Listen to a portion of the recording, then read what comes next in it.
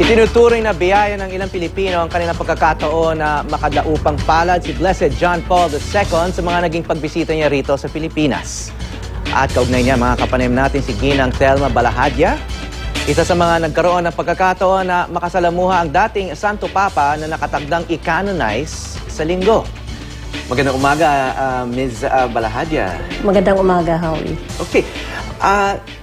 More than 30 years ago nyo naka-encuentro si dating Santo Papa John Paul II. Yes, you're right. 1981.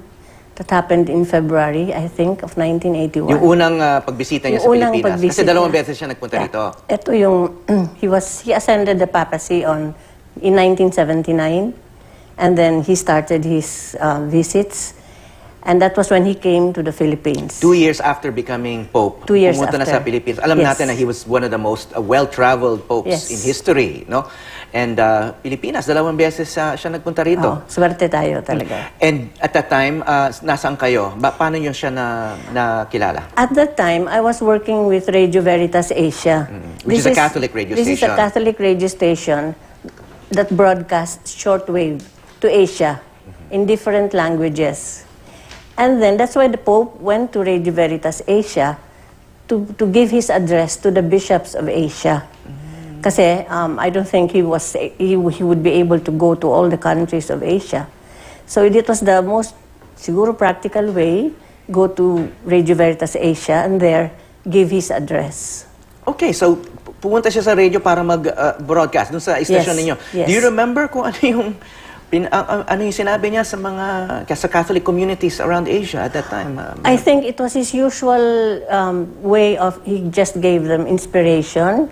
And because at that time, marami pang countries in Asia na bawal ang Katolisismo. So, in this broadcast that he did, he gave them the inspiration to just continue, the strength to go on, because they were doing God's work. Okay. And as a souvenir of that day, nagdala kayo ng litrato. Ano to? Nakasabit to sa inyong bahay? Nakasabit yan sa bahay ko ever since.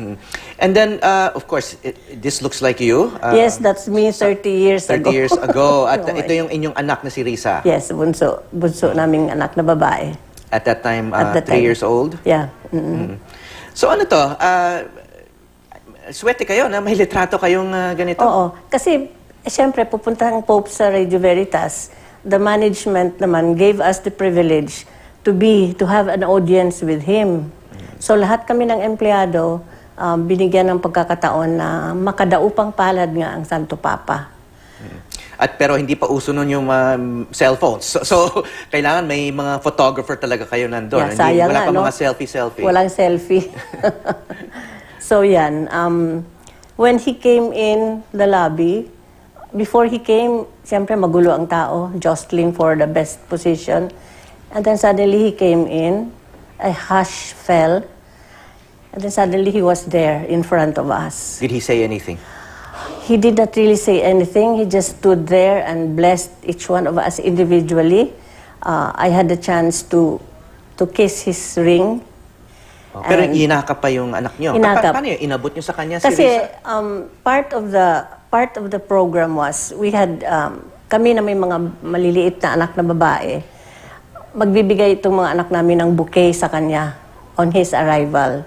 So Risa was one of the little girls who handed him a bouquet. And of course, she was so lucky na akap din siya ni Pope. So pag-abot ng bouquet sa kanya, binuhat ko siya at inakap siya. Okay. Yes. Does she remember? She was 3 years old at the time. Oh, she remembers vaguely. That's why she also has this picture with her. And I tell her now, be sure to pray to him now that he is going to be a saint. Even when he was blessed pa, sabi ko sa kanya, magdasal ka sa kanya.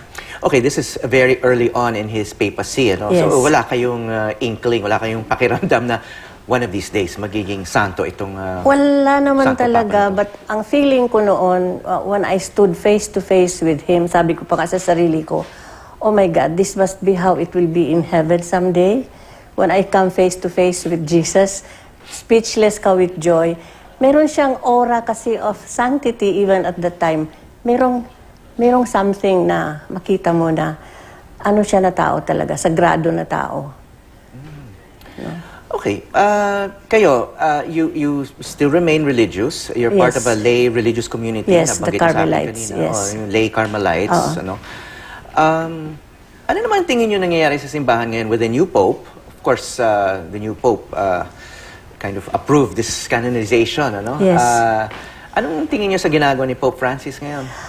Ako, I love Pope Francis. Of course, anything new is always met with resistance for many reasons.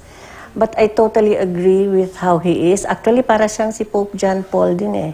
In his views, in what he says, in the way he deals with people, no, na masyado siyang, gusto niya yung face-to-face talaga, yung meron talagang, hindi siya malayo sa tao. At the same time, may mga reforma siyang, Marami. gustong mangyari.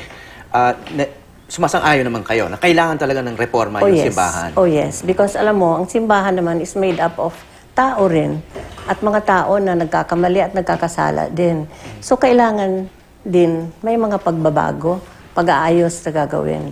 But that doesn't diminish the holiness of the church. No? It's the people minsan who of course have problems also. So, after the canonization, anong tingin yung maging epekto sa ating sa Philippine Catholic Church? Malaki siguro because si John Paul was a person who always said that who was a devotee of divine mercy. He always preached that the mercy of God is even more than His justice. No, He is a God of mercy and love. No? And going to Him, if you come to Him, He will always be there with His mercy.